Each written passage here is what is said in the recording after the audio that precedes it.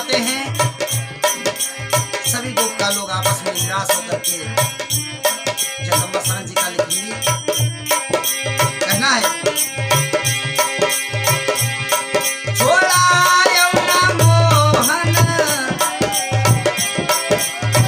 लागी प्रीतिया, छोड़ा यमुना मोहन लागी प्रीतिया, छोड़ा यमुना मोहन लड़ गया नैना भुला यमुना मोहन भुला यमुना मोहन भुला यमुना मोहन लागी प्रीतिया, भुला यमुना मोहन।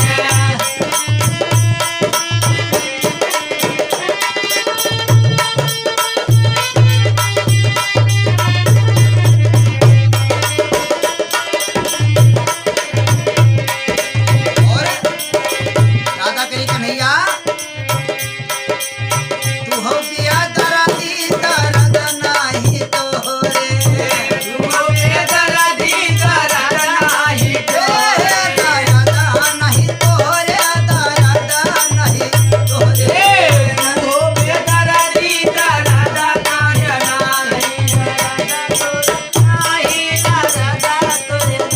हरे बेरा बेरा पतिया पठाओ न मोहन।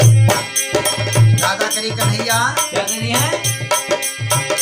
हरे बेरा बेरा पतिया पठाओ न मोहन लागी प्रीतिया, छोड़ा यमुना मोहन लागा प्रीतिया, छोड़ा यमुना मोहन लागा प्रीतिया, छोड़ा यमुना छोड़ा यमुना मोहन छोड़ा यमुना मोहन लागा प्रीतिया, छोड़ा यमुना मोहन।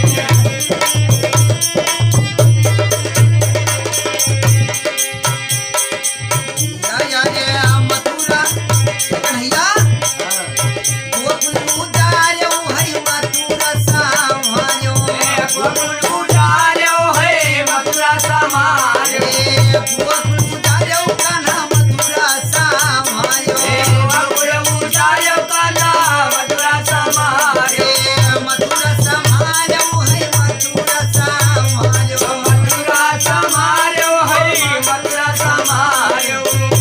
अरे हम दुखियारी सताओ न मोहन लागी प्रीतिया, छोड़ा यमुना मोहन लागा प्रीतिया, छोड़ा यमुना मोहन लागा प्रीतिया, छोड़ा यमुना मोहन छोड़ा यमुना मोहन छोड़ा यमुना मोहन लागा प्रीतिया, छोड़ा यमुना मोहन लागी प्रीतिया, छोड़ा यमुना मोहन।